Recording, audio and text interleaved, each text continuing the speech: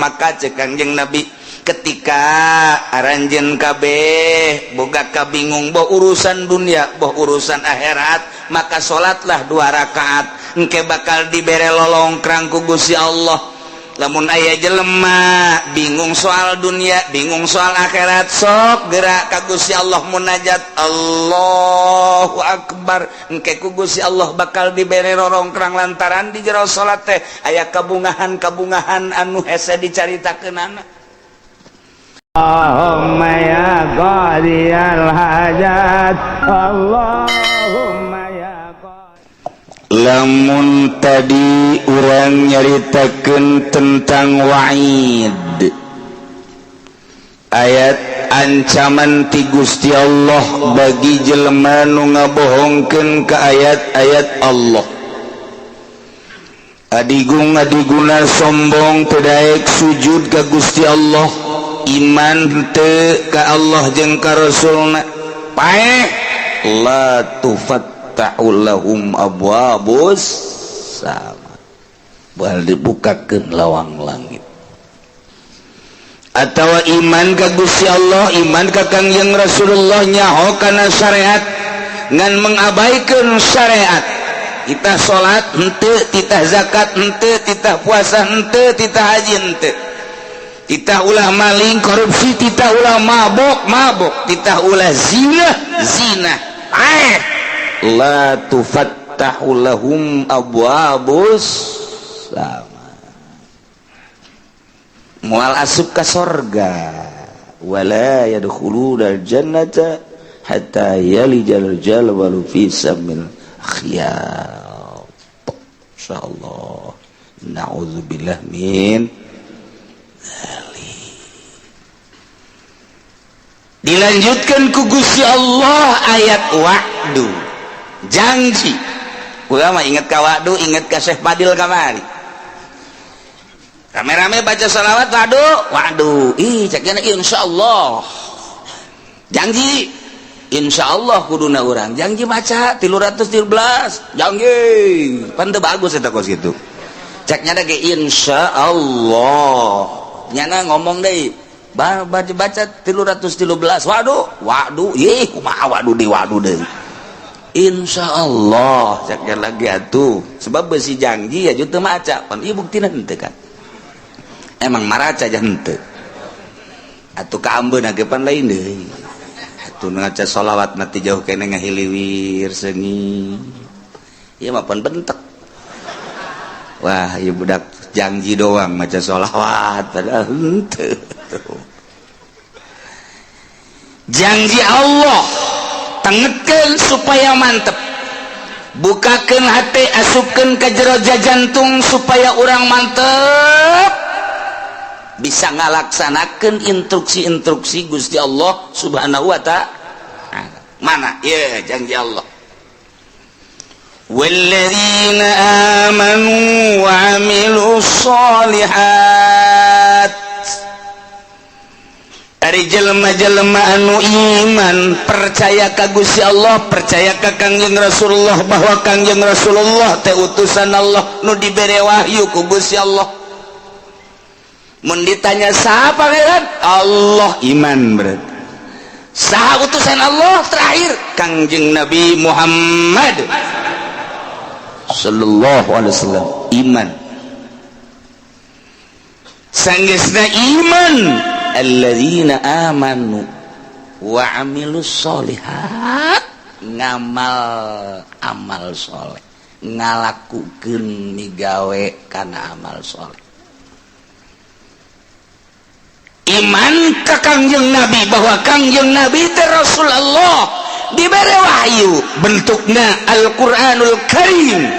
di jerona ieu nyaritakeun syariat-syariat Kangjeng Nabi nu diinstruksikeun ku Gusti Allah mulai ti ubudiyah, muamalah, munakahat, jinayat. Aya kabeh kisos-kisos cerita-cerita aya kabeh dina Al-Qur'anul Karim. Nah, memeh urang ngamalkeun ngaji heula nyaho tentang wudu berikut caina, nyaho tentang salat berikut syarat-syarat jeung rukunna, kitu keneh puasa, zakat, haji. Nah kuari pengamalan anak wa amilus lihati enteng iman ke Allah jeung ka Kangjeng Rasul ngalaksanakeun perintah-perintah jeung ngajauhan laranganana kumaha tah janji Allah ulaika ashabul jannah masya Allah eta jelema-jelema etalah nu bakal dibere sorga alhamdulillahirabbil urang berarti kan sadaya tuh coba urang lamun ditanya iman ka Allah iman kajeun diseret geja urang mendek iman bae ka Gusti Allah tembak cenah saya paehan aing iman bae ka Gusti Allah berarti bukan bener iman sia ka Kangjeng Rasul itu iman jasa aing muludan mual tahun aku sadus bae kan iman berarti kan marhaba dan lain sebagainya iman Kangjeng Nabi tah ngamalkeun amal soleh dole di masjid saha nu ngimaman emang saha atuh nyaho gitu nyaho amal soleh salat puasa Ramadan yang teu kudu make sunah-sunah Ramadan doang geus cukup jadi instruksi kana geus puasa satahun segan sabulan doang Ramadan geus cukup sakitu mun ngaji kajian sugi adag-adagan sakali jai mah geus zakat atuh aing makan zakat deuk kumaha deui eta memang kos kitu jelema nu iman ka Allah ka Kangjeng Rasulullah nah iyalah ulaika ashabul jannah sorga geus murah jasa sorga mah nu mantak lain ku amal asup ka sorga mah lamun urang ngandelkeun ka sorga amal isin atuh amal urang jang meuli sorga atuh isin puasa salat atuh urang mangan syukur Allahu akbar kadang ikut celi Allah maha agung jajero hate mah teu agungan kene cincin digosokan bae cincin terus mandi can naon can cincin geus digosok pamajikan cileuhan kene cincin geus digosok berarti kan agungan kene cincin Allahu akbar di mana sih tapi kajian teuing geus lah geus kitu bae pokona Allahu akbar nyaho salat naon zuhur sabarakat 4 bener berarti kan saya salat naon asar sabarakat 4 berarti bener ngaji berarti kan saya salat naon maghrib sabarakat 3 berarti bener eta ku sakitu ge geus 4 eta saya salat naon isya sabarakat 4 bener berarti kan berarti na ngaji nyana saya salat naon ge subuh sabarakat 2 jam sabaraha tadi nek ngaji aing salat subuh heula ajo niatna qada berarti bener kan na ngaji kan berarti eta jelema ngaji eta tungguan lah ngaji nek naon salat subuh lah sholli fardhu subuh rakaatain qobon Allah eta kan bener berarti kan bener surga eta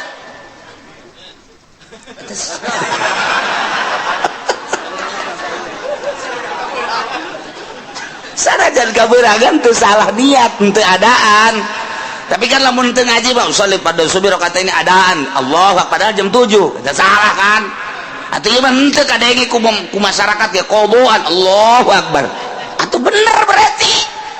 ji atuh teu salah emang aya salat qobo nginganan atuh haju nyanana budangna jam 7 qoboan atuh bener teu adaan henteu salah teu naon ngan rada beureum beungeut doang setik oh masalah mun kieu mah geus salat geus salat zuhur sabarakat 3 iya budak kudu servis ya tilu ke asar saya geus salat geus salat asar sabarakat 2 wah iya budak kudu diasingkeun heula ka ditu mondok heula mondok ngaji heula can ngaji kan berarti iya bener tepat zuhur 4 asar 4 maghrib 3 berarti kan geus beres eta surga eta amilus sholihat eta geus hebat eta kos kitu ji kieu teh salat kos kitu surga geus jasana kos kita mah cak Gusti Allah gelan nukallifu nafsan illa wus'aha Kaula nu agung tega beratkeun kawak-awakan ka hiji jelema sahabat di mana bae aya narek lalaki rek awewe illa usaha kecuali sakabawana kunyana eta qata minal amal ai kabawana nyana kos kitu atuh kos kitu bae emangnya nama salat da kos kitu salibati Allahu akbar Allahu akbar Allahu akbar Assalamualaikum beres ya guys ayo salat berangkat opat pan cepet amat jumping kan guys kuaing sakumaha trial budak tapi kan salat emang aing mah bisa na kos kitu cak Gusti Allah ge kamari aing ngaji di mingguan la nukallifu nafsan illa usaha ngadalil coba eta iya tuh guys lagi salahkeun emang Quran kos kitu Pak wayah ngeunah bae urang ge tetep iya ulah sambarangan iya ayat mahal ya enggak sepenting masa sholat baik mana ya anak orang gitu bah kalau aja sholat tidak khusus boro-boro sih aing ente enggak sepenting sarolat baik deh khusus deh ente ayo nggak sholat baik pokoknya mah ya ke surga malain ku husu ku iman amal soleh nggak bisa nasa gitu cek kamari jangan ngajelan nukallifu nafsan illa usaha poe eta bapak bisa ngadalil giliran nu kitu diapalkeun we kunyana geus aing mah ngapalkeun ayat eta bae asana tiis ka hate geus geunaheun ieu bener-bener lain lalagaan geus asalnya syaratna asalnya rukuna beres geus eta amal soleh emang ka surga kudu ku amal ku amal mal kabeuli surga nu sakitu bagusna bayangkeun bae coba nu sakitu indahna widadari nage lamun teh mah cinggirna ka dunya panon poe surem mun nyidu saket celaka laut jadi amis mun urang neuleuh ka widadari eta teh pingping jeung bitis da teh jero nage kadeuleuh ku ngagenclang endek ditumpakan ku potongan aji pendi atuh ngajengkang ti heula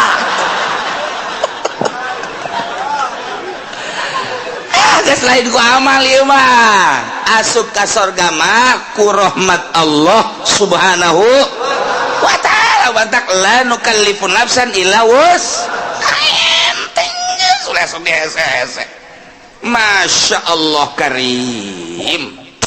pokokna mah iman ka Allah mun ditanya sasia pangeran Allah beres sasia nabi sia Kanjeng Nabi Muhammad aing mah geus pokona mah sakitu bae sholat osok aing sholat sampai 5 kali sanajan aing teh husuk tapi aing osok puasa aing puasa Ramadan osok sabulan aing kitu mah Senin Kamis segala mah dilok aing mah bener tapi aing mah diinstruksikeun ku Gusti Allah sabulan doang satahun eta mah osok zakat fitrah aing aya boga ngazakat teu boga tuh naon dari fitrahan wae aing aya boga mah ngazakat bae tuh aing mah terus atuh kitu ge panen aing ngazakat dagang aing ngazakat haji jatuh aing geus bidug aing cenah sagala sabodo pokona mah aing mah geus bae aing ka Mekah mantak ieu tiket moal dipicen ku aing dibawa ka kuburan ku aing hoi kira-kira si malaikat nanya tah tiketna tah aya tah aing geus ulah nyaritakeun bagus jeung henteu pokona aing pernah bae geus sakitu bae geus kumaha eta ulaika ashabul jannah ahli surga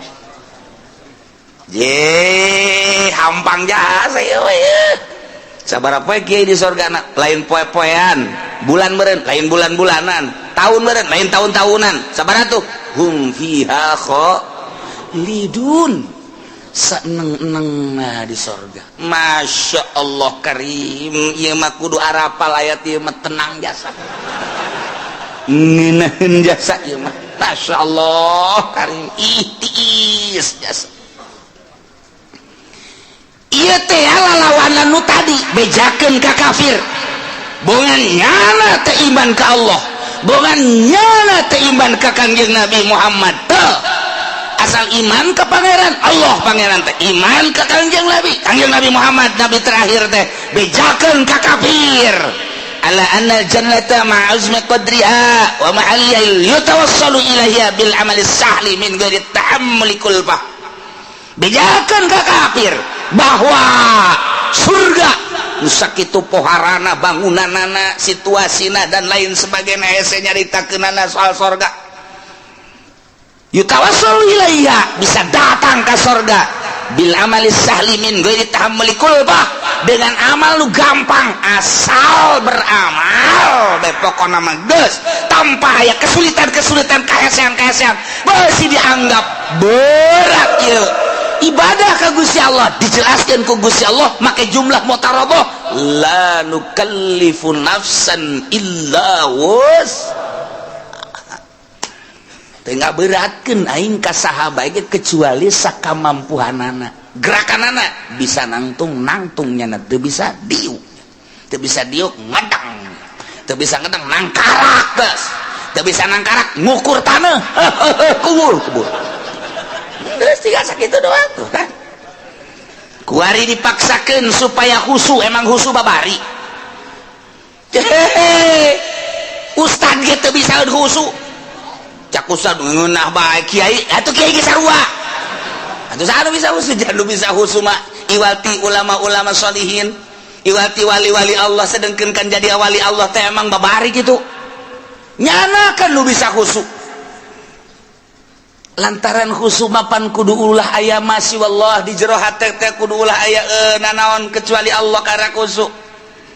geus bisa ngahareupeun ngeheulakeun ruh daripada awak tepat ngurusan kana jasad hate bae ka Gusti Allah eta lah jelema-jelema nu khusu modal urang mah dihusukeun sarakaat 2 3 4 mabur hese aing dikusu jasa salat sholli fardhu Allahu akbar terus bisa teman-teman Allahumma agung Allahu akbar kabira walhamdulillahi katsira wa subhanallahi wa ta'ala cak setan baru nih ya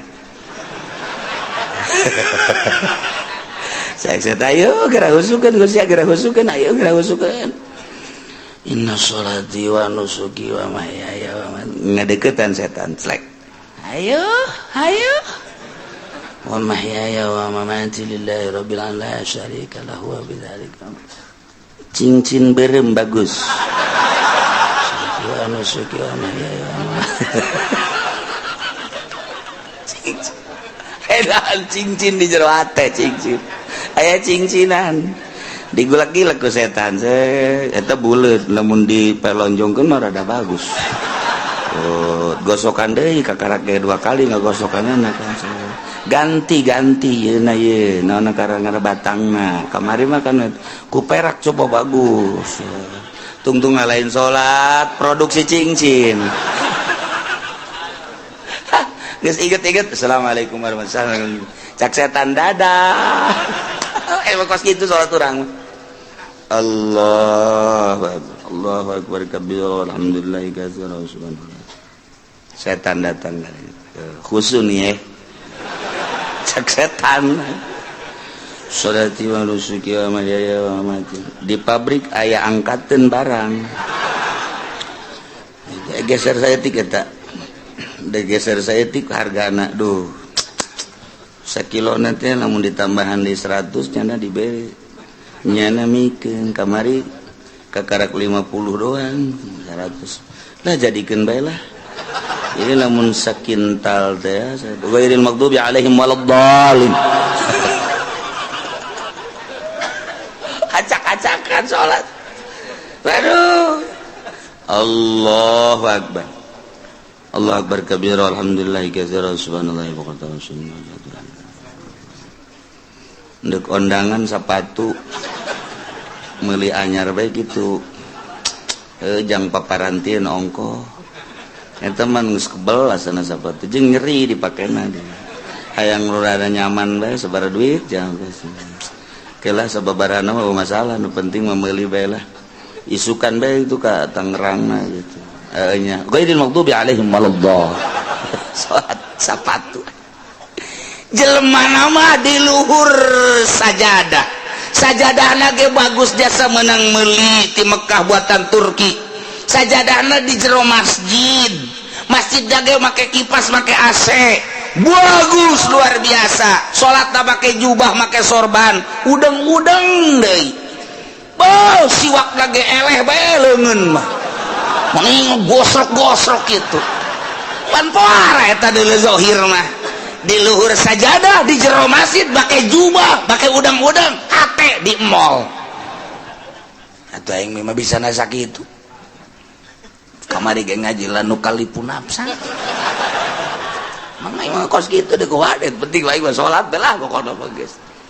Memang bener penting mah salat bae mah keur carita nu penting mah amal soleh. Daek bae heula geus. Adapun kadituna engke tahapan-tahapan di sorgana.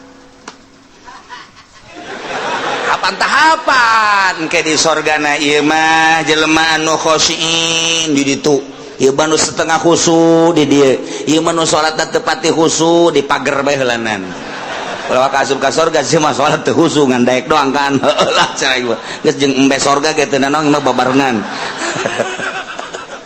Aing geus ngajak. Aing nemah jasa keur ieu aing mah salatna teu khusu kajen aing mah di pelataran ge asal teu ka neraka bae aing mah geus lah. Geus cenah mah dirinya bae teu boga tempat cenah mah geus. Dihareupeun sorga bae kebal-kebal Gusti banyak ieu di dieu bae. Dijore amat ka bejana, ka sorga mah ka sorga ngan di lapangan. Emang eueuh deui kitu. Atuh RSRSSS atuh lah gitu kan. Emangna Gusti pelit dan henteu pan Gusti mah kula ge nyaho Gusti mah barahan. Mun kula teu di ka sorga kan berarti pelit ta Gusti. Kecak malaikat aing teu ngeunaheun disebut pelit malaikat. Bangunkeun nu bagus. Wah. Ka jadi ka sorga ieu aing saking teh khusus salat ieu cek cenah. Aduh. Ilah la nukallifu nafsan illa wus. Atuh emang bisa nangan sakitu deh kumaha deui teh dipaksa-paksakeun ge. Jadi ieu kabehan ge lamun tita khusu. Atuh. Acak-acakan salat. Saya mah bisa husu tetep baik. Saya bae tah husu moal bisa sebab kudu ngalengitkeun salian Allah. Aya nu bisa kitu wali. Salian kitu ulama sholihin kakaraknya nama teger Allahu Akbar. Contona nya nama ku teger-tegerna kahuruan Syekh Marufil Qurhi keur salat di masjid kemudian kahuruan nya nama teu lumpat. Beres wabah daratang kana. Emang naon? Ieu kahuruan teh nyaho? Masyaallah jaheut teu nyaho jadi kahuruan. Salat kahuruan nyana teu nyaho. Urang mah kureungit. Reungit. Oh, pencak turun kabeh. Reungit ngomong. Udah kureungit bae ge, bau besi turun kabeh besi. Ya Allah, ya Rabbi. Hutet. Datu di tukang ieu eta naonan goblok reungit atuh reungit pak kalembek teh bisa ieu kudu make jotosan-jotosan budak eta teh husu ngaranna teh salat kos kita tetep la nukallifu nafsan illa wus geus kudaekna ge geus alhamdulillahirabbil jalamun teu iman mah moal aya di masjid nya moal salat nya mun teu iman mah moal ngalawudu jaloba disagedengeun urang teu iman mah teu daekeun salat nya nama salat pohara jasa ye atuh malaikat ge nyatetan salatnya geus loba jasa jeung teu nyahoeun malaikat maka salat nu husu jeung teu husu ya malaikat teh nyahoeun kana mah ngan sakadar nyatetan doang salat teu nyahoeun nu mana nu husu nu teu husu teu nyahoeun malaikat mah tuh mata laporan ka Allah tah lengkap.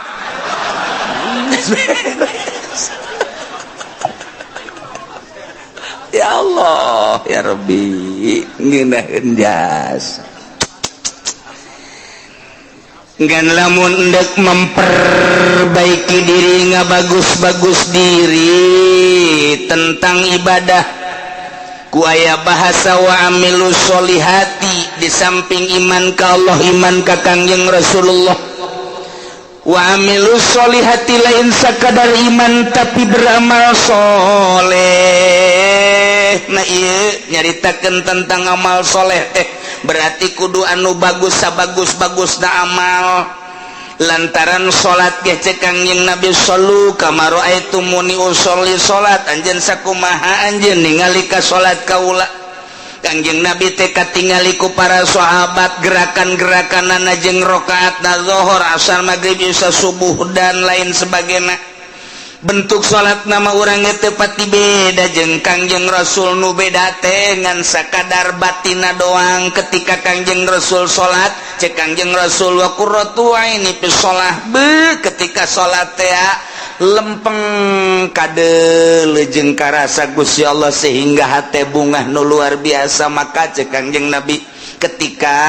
aranjeun kabeh boga kabingung boh urusan dunia boh urusan akhirat, maka salatlah 2 rakaat engke bakal dibere lolongkrang ku Gusti Allah. Lamun aya jelema bingung soal dunia, bingung soal akhirat, sok gerak ka Gusti Allah munajat Allahu Akbar, engke ku Gusti Allah bakal dibere rorongkrang lantaran di jero salat teh aya kabungahan-kabungahan anu hese dicaritakeunana.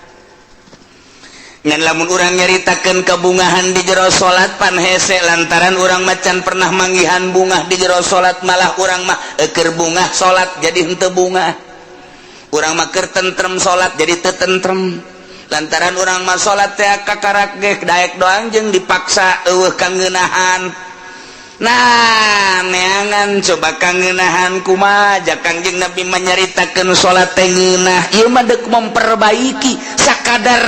iman ka Allah, sakadar iman ka Kangjeng Rasulullah, beramal sakumaha parentah jeung larangan dijauhkeun. Nah eta teh geus asup kana ulaika ashabul jannah hum fiha khalidun, ngan di sorga beda-beda engke. Mantap yang memperbaiki diri mulai ngajinya na asup ke pondok pesantren kejeun teu sakola ge atawa dibarengan ku sakola 2 tak narana teu murni teh mah kos kitu mah ka sorga hayang ka neraka hayang. Ieu mah teu di ka sorga bae geus mulai mondok pesantren ngaji amil, ngaji jurumiyah, ngaji alfiah, ngaji jual makun, ngaji mantek, ngaji jamul jawami, terus usul fikih dan lain sebagainya, ngaji hadis tafsir beres. Neropong kana kamurnian kajernihan kolbu ahli-ahli Allah. Kabita urang lamun nyaritakeun Sidina Abu Bakar Siddiq radhiyallahu anhu. Abu Bakar keur cicing bae neuleuh manuk piit cerik Abu Bakar Siddiq. Ditanya ku sahabat, Abu Bakar kunaon neuleuh manuk meni cerik? Inget ka sorangan. Kok neuleuh manuk sih inget kesorangan? Bahagia amat mun kaula ku Gusti dijadikeun manuk piit. Manya Abu Bakar jadi manuk sih bahagia nama kieu cek Sidina Abu Bakar engke di akhirat teh manuk dibuktikeun ke ditanya kabelah dituna geusan manuk mah jadi lebu eueuh hisab eueuh naon ai Abu Bakar engke di akhirat kumaha? Ditanya tentang salat, beres tah henteu salatna, khusyuk tah henteu salatna. Wah, mulai tah urang. Aduh, tadi ngeunaheun jas. Sukari rada garentet deui aing ye. Sina Abu Bakar yang cerikan diri sorangan neuleuh manuk doang. Hayang amat neuleuh manuk cek nyana jadi manuk. Lantaran manuk mah paeh di akhirat jadi lebu geus bae eueuh hisaban tapi pan Abu Bakar engke ditanya datang ke mana, iya memperjuangkan agama, datang ke mana salatna khusyuk, datang ke mana sieun jasa harta-harta leuwih ti kabutuhan ke bakal ditanya ku Gusti Allah. Ieu Abu Bakar ieu sedih jasa engke di akhirat bakal dihisab engke mantak kurucut cerik neuleuh manuk ras ka diri sorangan. Masyaallah. Sidina Ali kieu bae di juru imah kieu bae ditanya kapan ku Siti Fatimah pamajikanan Kang Ali. Benar mengalamun bae sakieu geulisna ieu pamajikan mesti dilamun keneh bae. Siti Fatimah panca petang jasa pan. Eueuh deui nur siga Kangjeng Nabi Siti Fatimah. Mapahna siga Kangjeng, seungitna siga Kangjeng, senyumna siga Kangjeng, capetangna siga Kangjeng. Mantak menggairahkan. Urang mun boga pamajikan kos kitu geus teu kudu nyandung. Atuh ieu mah teu teu nyandungna atuh ditanya manyun bae dibere ku diberena komo teu dibere mah aduh udah isuk-isuk lain mangi kutang ngebeledek bae teh urang nyandung bae kitu ieu leuh pamajikan kurang saregep pasana ieu jatuh orang Lampung para rutih. Wah beres. Coba Siti Fatibah Kang Ali kunaon sing ngalamun teu kunaon lain kitu besi anu dipikiran tah ieu teh naon eta aya naon-naonan cek Siti Fatibah teh Siti Fatibah panggil ku sahabatna saja. Iya Ali katingalina merenung aya naon ieu besi aya anu perlu dipecahkeun jeung dibantu ku kaula bakal dibantu. Saha nu bisa ngabantu ke perasaan kula gitu nganaon rumah tangga lain soal ekonomi lain soal perpolitikan henteu eta mah kos kitu melah naon atuh kula mah neuleuh budak tuh lulumpatan ras ka diri gitu hayang kula jadi budak deui saenggeusna jadi budak memeh balik mending dimawatan ku Gusti Allah selesai Ali di jero kubur teu kudu ditanya deui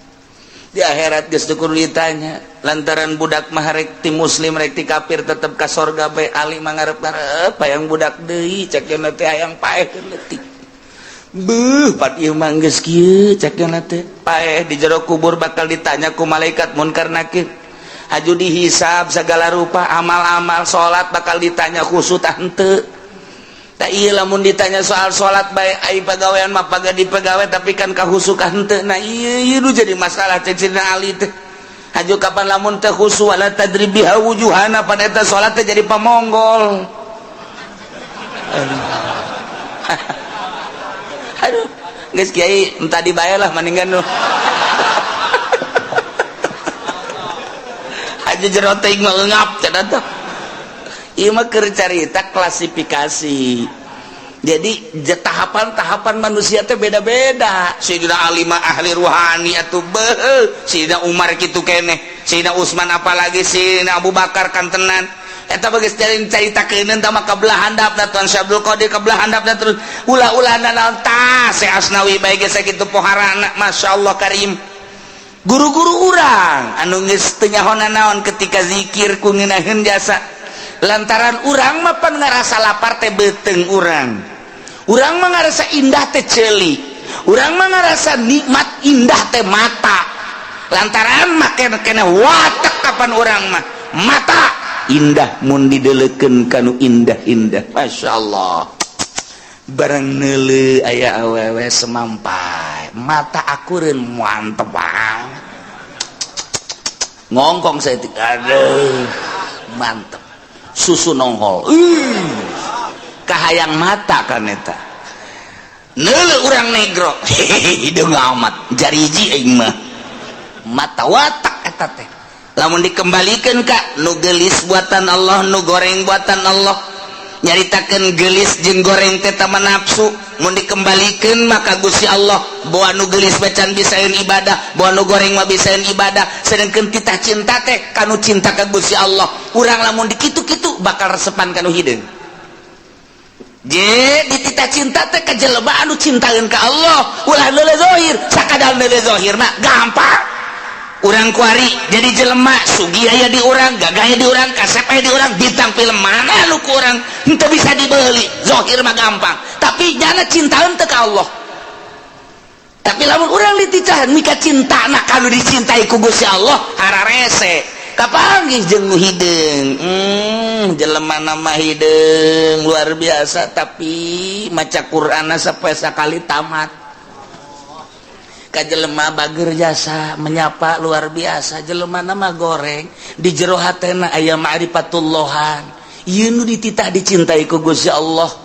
engke anu bakal ngaluhurkeun agama teh panturunan-turunan tinu cinta ka Gusti Allah sedengkeun cak Kangjeng Nabi deuk nikah mah tah pagpar bijati din teangan nu aya agamaan ulah sakadar geulis mulai urangna cinta ka Allah awewe eta cinta ka Allah jeung teuing aing mah hideung ka jentu tapi di jero hatena mantep jasa mulai urang cinta digedeung gegereukeun ku batur heuy sia kasep-kasep kawin gadinya maneh mah teu nyaho rahasia capitannya lain lagi dong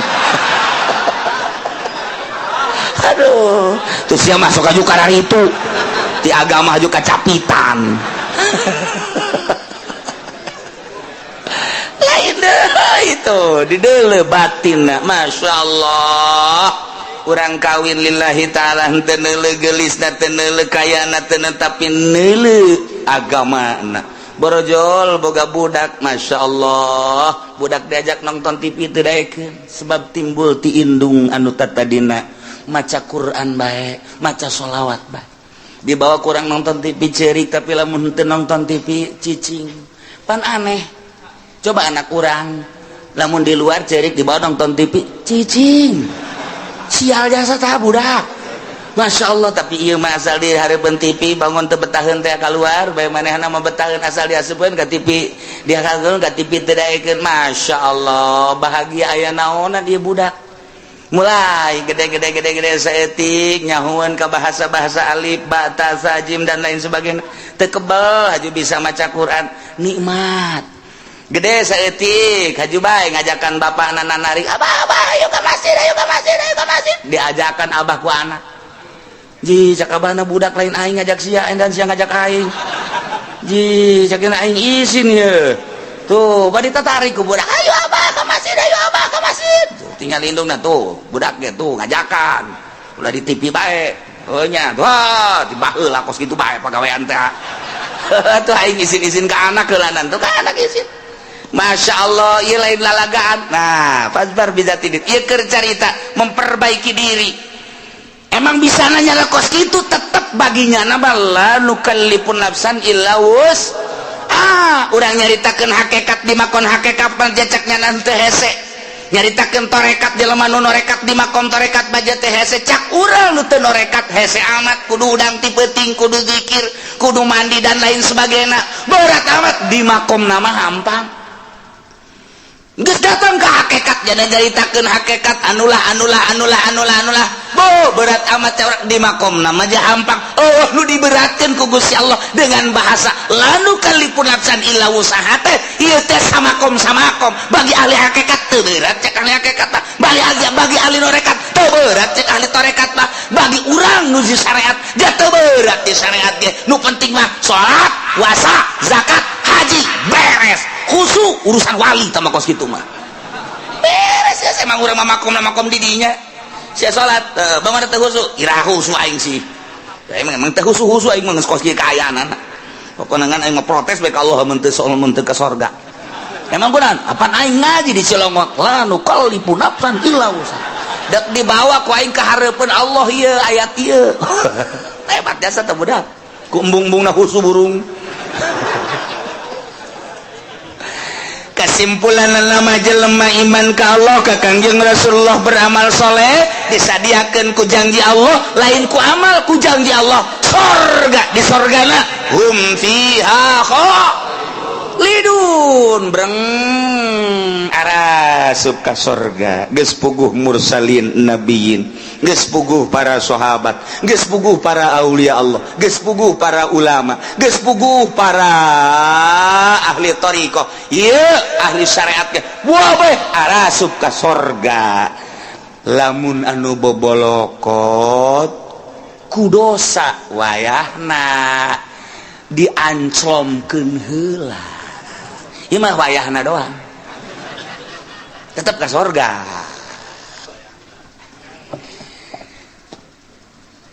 Ulah waka nyaritakeun embung-embung ka neraka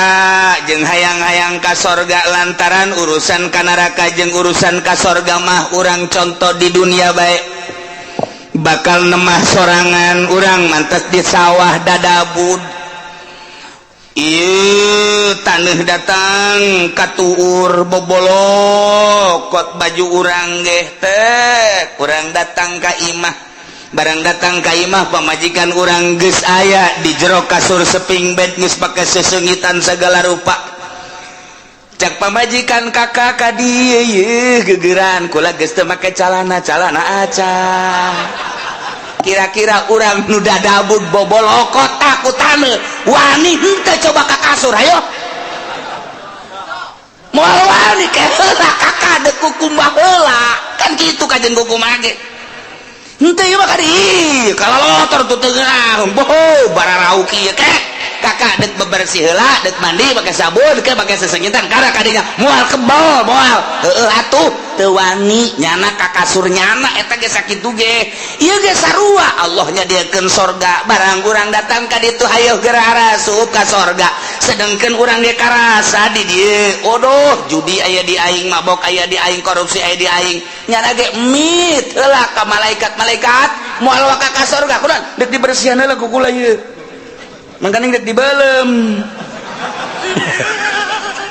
nyana sadar sorangan henteu cak malaikat ka sorga we teu pantes atuh nya ka sorga dada abud kieu cak nya tetep dek dibelem bae make seuneu jahanam jadi teu kudu hese-hese malaikat ge nyanana sorangan nu hayang meulem nyana percis kos urang matas di sawah pamajikan urang ngajakan ka dieu yeuh urang geus deuleu bener kutang geus nyengre sempak geus aya di juru bae geus make naon heula cek badi heula teu wanieun nyana teu wanieun aing aduh lamun nyana kadinya bae berarti belum lamun bener sadar tetep mandi heula ieu ge sarua geus disadiakeun sorga ngan kulantaran dadabun ku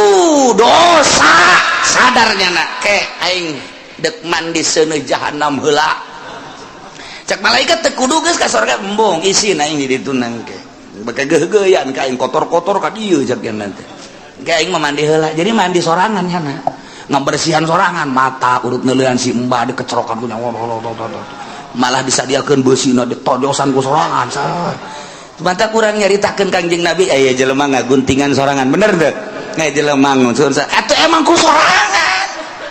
bungannya anak pagawean sorangan atuh ku sorangan dibersihan ku sorangan jasanajan SBY nyana mantan presiden wah ya mandi mah ku sorangan tilok anu dipandian wah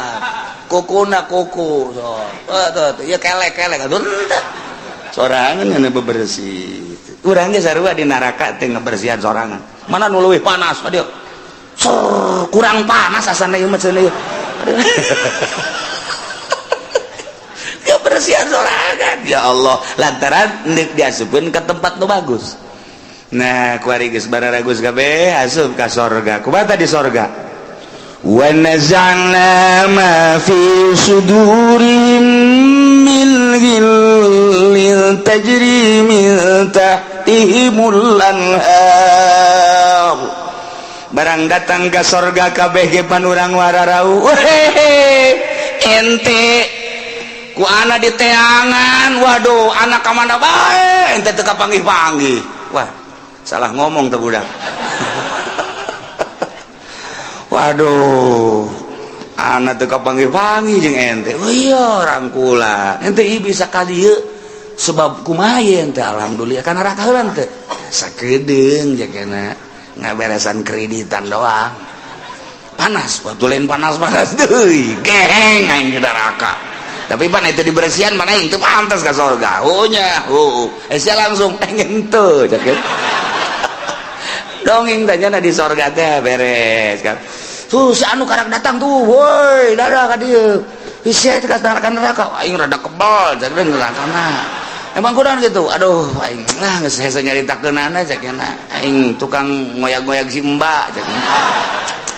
kasarorga kabeh geus go anu istimewa mah nu tadi teu kudu dicaritakeun para aulia Allah para ulama para eta teh mah geus istimewa nah kuari geus karumpul kuari surga Gusti Allah di surga teh nyabut ngalengitkeun mapi sudurihim panyakit-panyakit nu aya di jero hate min gilin tina ngunek-ngunek kana bainahum fid dunya anu sok terjadi di dunia mah kapan aya ngunek-ngunek urang naik motor net aya bae anu nyiap set goblok teh budak awas sia ku aing tungguan sia motor naon sia ku aing disusul sia ku aing ngunek-ngunek ngaranna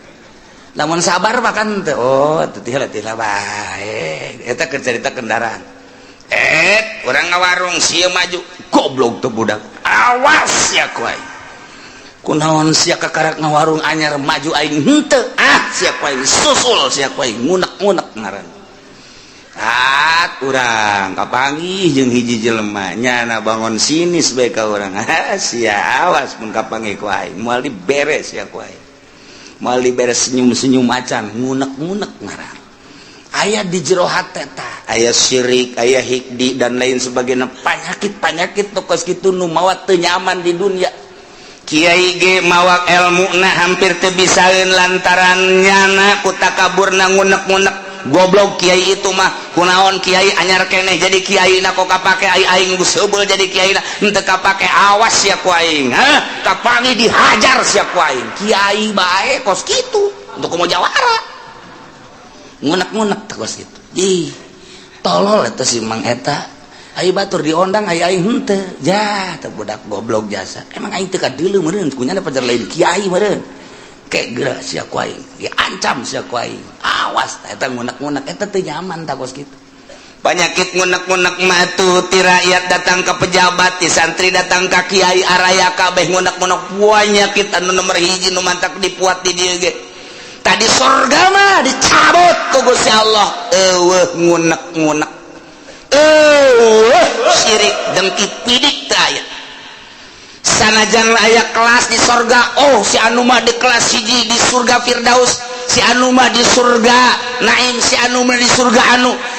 ngunek-ngunek sanajan aya nu dihandap panghandapna jelema di surgana panghandapna henteu sirik ka nu di luhur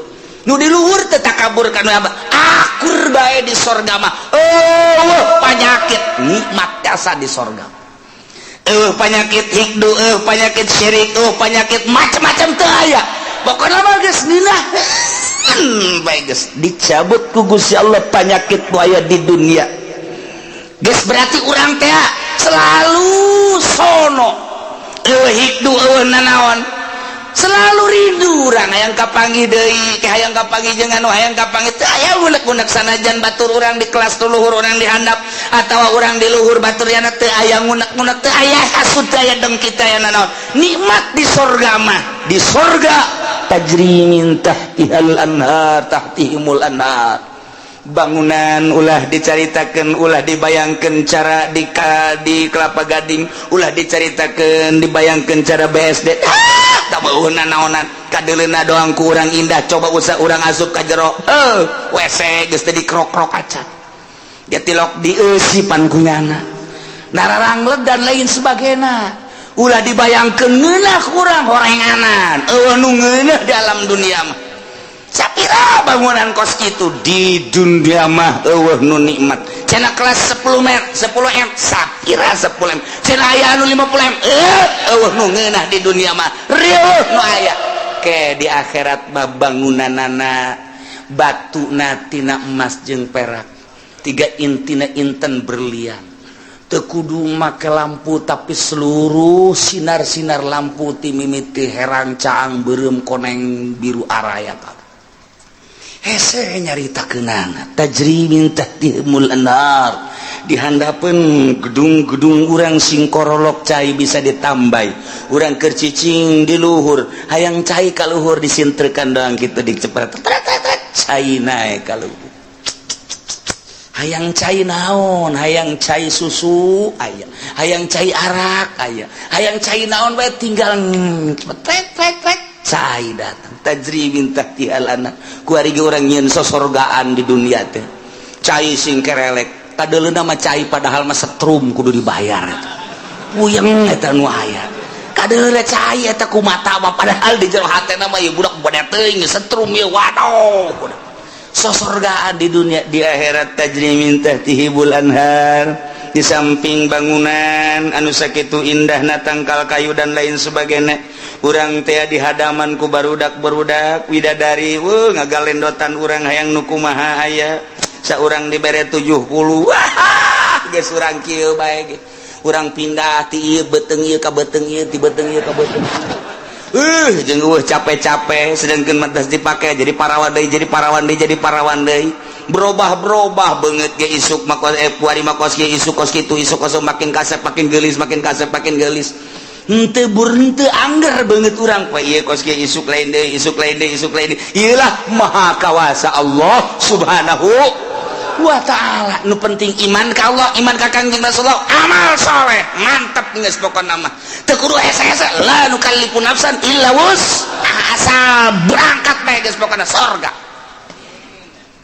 tinggal diperbaiki doang kurang kuari mah larangan-larangan titah ngeridit titah diulah ngeridit eta kudu dipiceuna besing ke mandi sorangan di ditu ngabersihan ngagosokan suku kuna di kreditan ieu ka suku-suku ih kumaha gitu ya Allah ya Rabbi sehingga hade nyokot duit bank sehingga hade deposito eta teh ribawi nu kos kitu moal kebel di alam dunia teh diriweukeun ku nu kos karar itu masyaallah muka maka tujuan anjeun kunaon ngariweukeun anjeun jadi ujung-ujung nama kapan pae kunaon teu mikiran pae nah ieu sing hade sakedeung urang dibere waktu nu penting alladzina amanu wa amilus sholihat naon perintah laksanakeun sempurnana nu optimal usahakeun kemudian laranganna jauhan asup ka sorga dibersihan tina berbagai penyakit tajri tahtihimul anhar ngomong urang kabeh di sorga kumaha ngomongna wa qalul hamdulillahilladzi hadana li hadza wa ma kunna linahtadiya laula an hadanallah ieu bahasa urang nu bakal dicaritakeun ku urang engke digambarkeun ku Gusti Allah ngomong urang ke di sorga ieu omonganana urang kabehan asup ka sorga beu nikmat jasa urang pamajikan urang anak jeung incu asup ka sorga munah bapak urang bapak kolot urang kabeh uyut urang ujang ngawareng urang udag-udag siur wah beh ka sorga ka Bondoroyot nikmat luar biasa aya hiji ben nu nyelap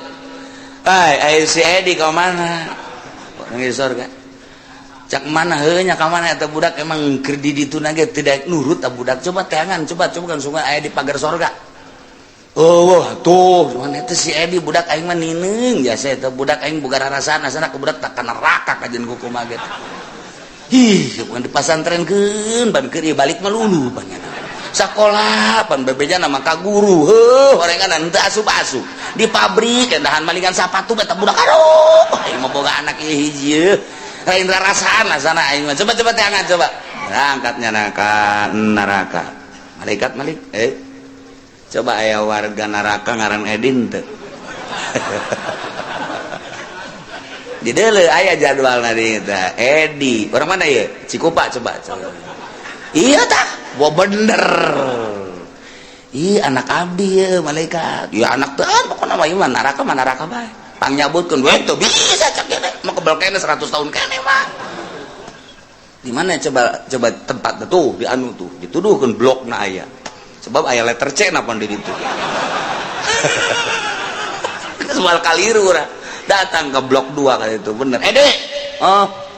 iya abah ya abah di mana abah mah di sorga jeung emas sia jeung adi sia kabehan sia kunaon ya bah tulungan keur ieu ge pan titah mondok keur ieu kunaon balik malulu aja siapan sakola pan teu beres saya kos kieu bah geus ulah gaco bae bah panas tuh ieu dosa naon maling sepatu bae aduh geus atuh dia imah bukan mah sia dibersihan bae ulana di dieu henteu bisa bah minta dicepetkeun gitu oke jawaban mana pananya di itu aya saya di itu di blok C nya ada di itu aduh geus teu kadele banget nya nama sak mana heula gajeulak geus dibersihan heula lah jake ge moal ka mana ge ka sorga kene cak adina tuh heuh nganggeheng mak tak ulah datang ka kos kitu pan sedih urang